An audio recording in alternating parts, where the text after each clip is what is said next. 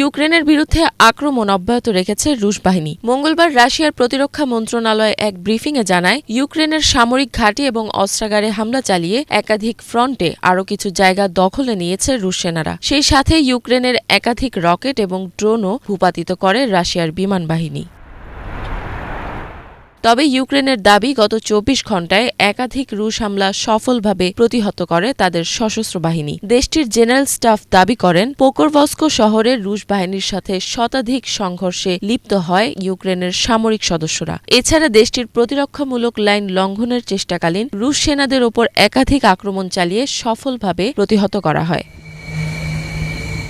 ওদিকে সংযুক্ত আরব আমিরাতের মধ্যস্থতায় রাশিয়া ইউক্রেনের বন্দি বিনিময় চুক্তির আলোচনার পর উভয় দেশের সৈন্যরা কারাগার থেকে মুক্তি পেয়েছে।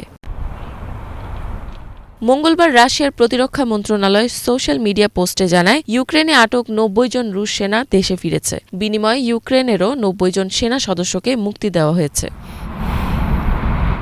মঙ্গলবার ইউক্রেনের প্রেসিডেন্ট ভলোদিমির জেলেনস্কি জানান, রাশিয়ায় বন্দী ইউক্রেনের ওই ৯০ জন সামরিক সদস্যের মধ্যে দেশটির ন্যাশনাল গার্ড, নৌবাহিনী, সশস্ত্র বাহিনী এবং বর্ডার গার্ড সার্ভিসের সদস্যরা রয়েছেন। এ বছর জুড়েই রাশিয়া এবং ইউক্রেনের কারাগারে বন্দীদের বেশ কয়েকটি বিনিময় চুক্তি হয়।